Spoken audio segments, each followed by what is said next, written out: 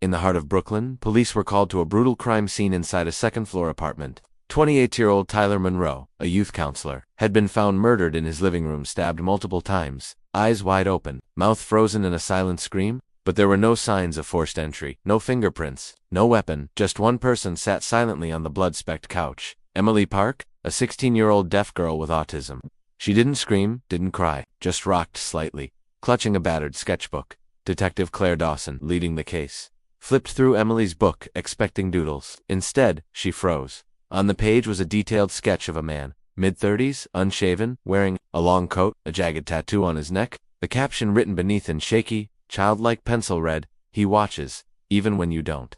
Emily had drawn the man who killed Tyler, but she hadn't seen him more, had she? The next few pages chilled Claire further. Scenes that matched other unsolved murders around the city. Murders Emily shouldn't know about. Murders never released to the public. Emily hadn't just seen Tyler's death. She had seen things no one else could. And her sketches were just beginning. FBI agent Noah Reed, a behavioral profiler with a sharp eye for patterns, flew in from Chicago to consult. Claire handed him Emily's sketchbook. One drawing stopped him cold. A narrow alley, with a diner sign in the background, a body slumped against a dumpster, blood trailing down the bricks. It wasn't just similar to a recent Chicago case. It was identical. 2 weeks ago, Reed muttered, outside a diner on East Monroe Street. Victim's neck slashed. No witnesses.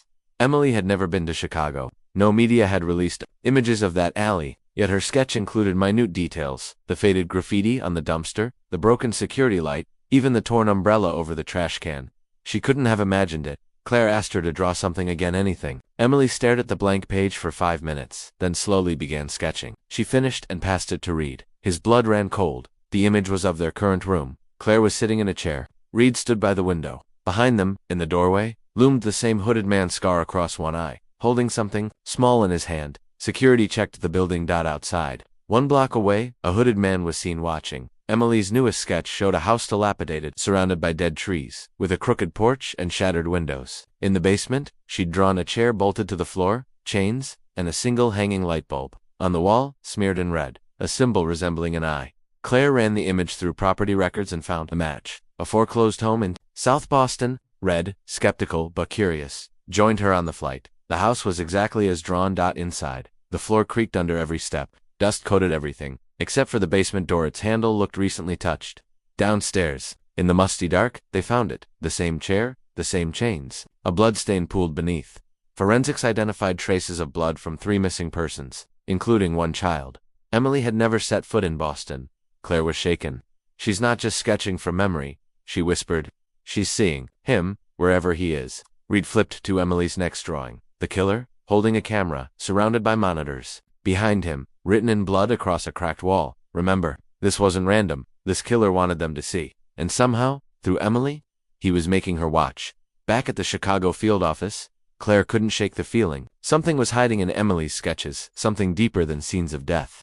She stayed late, spreading the pages across the conference table like puzzle pieces. Then she found it. 1 drawing, tucked between earlier pages, wasn't a crime scene. It was inside a plain cabin. Claire sat by the window, sleeping. Behind her, barely visible in the aisle, was the hooded man. His hand reached toward her drink. In his other hand a vial. Claire's stomach turned. She remembered feeling lightheaded. During their flight back from Boston, she'd brushed it off. But now, the lab confirmed. Her hotel water bottle tested positive for a sedative compound. The killer had been on the flight with them. Right behind her. Emily had drawn it before Claire even realized she'd been drugged. Reed was disturbed, too, but didn't say much. Claire sensed something was off.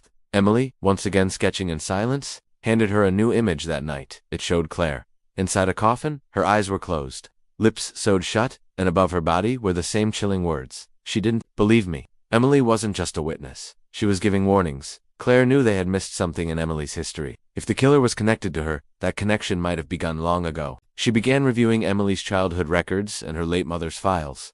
Lana Park, Emily's mother, had been a respected courtroom sketch artist. 8 years earlier, she testified in a controversial mistrial. A man had infiltrated the jury posing as a juror under a false name. His real name, Dominic Vale, a master manipulator. He vanished after the trial was dismissed. Presumed dead 2 years later in a warehouse fire, but Emily's sketches, especially the face of the killer, bore an eerie resemblance to Dominic. His features now worn, scarred, older, but it was him. Claire brought in Reed, who had worked on Vale's case years ago.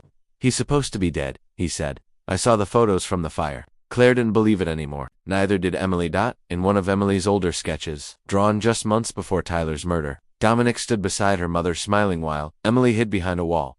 In the next panel, Lana was lying motionless in a bed, eyes open. Everyone thought Lana died of cancer, but now Claire wondered what if she didn't. And what if Emily saw it all? Emily was scheduled to meet a child trauma specialist in Cleveland. To ensure her safety, 2 federal agents accompanied her during the transport. Everything seemed routine, until they disappeared. The SUV meant to arrive at the clinic never showed.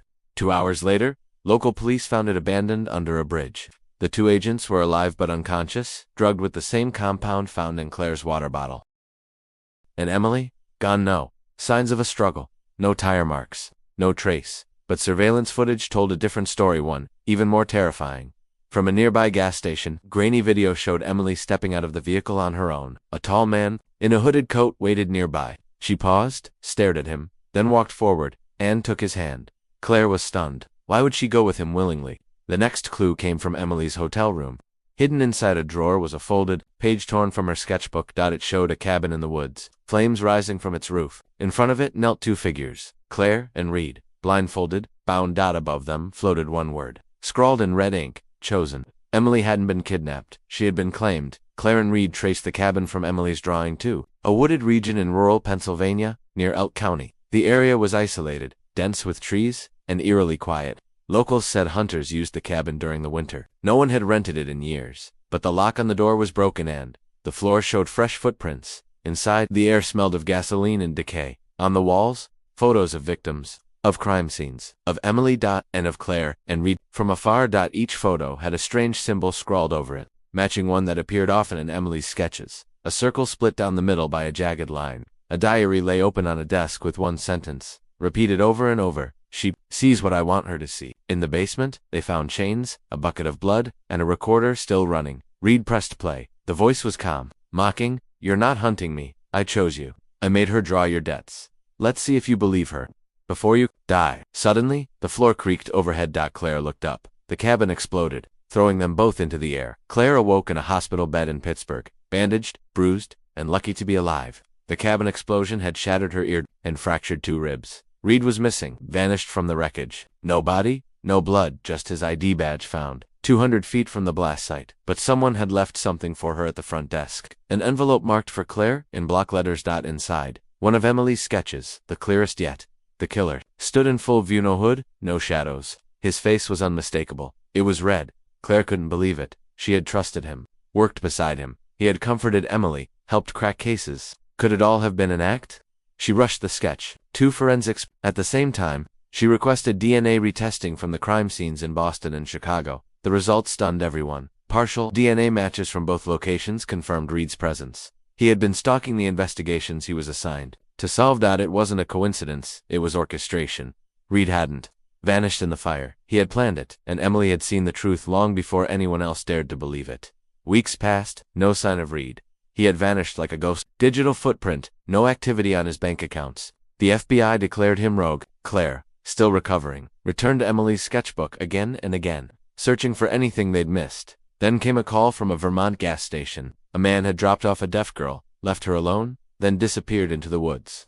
The girl was Emily, frail, cold, but alive. When Claire arrived, Emily ran into her arms, something she had never done before. Back at a safe house, Claire placed Emily's sketchbook on the table and asked, "Why did you go with him?" Emily didn't respond. She just opened to a new drawing. It showed a woman tied to a hospital bed, her face identical to Lana Park, Emily's mother. Claire's heart dropped. Everyone had believed Lana died of cancer, but Emily's next image showed otherwise. Lana gagged, restrained in a basement, eyes pleading, and standing over her. Reed. Claire trembled. "He took your mother." Emily finally signed her first full word, "Yes." And then, for the first time in years, she spoke a whisper, raspy but clear. "He made me draw."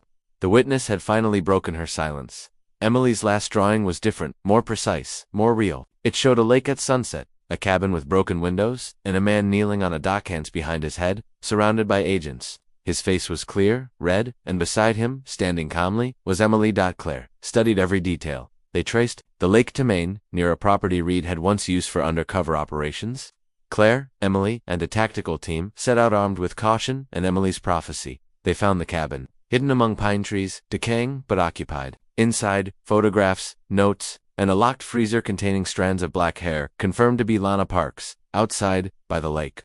Reed stood silently waiting. "I knew she'd bring you," he said, smiling as agents surrounded him. Claire cuffed him herself. "You manipulated her," she growled. Reed looked at Emily. "I didn't make her draw, I made her see." "That's worse." As he was taken away, Emily handed Claire one final sketch. It matched the scene perfectly. Every person, every movement, the future captured before it happened. Claire asked gently, "How do you know it's coming?" Emily looked up, her eyes dark and tired, "Because he's not the only one." The nightmare wasn't over, just beginning.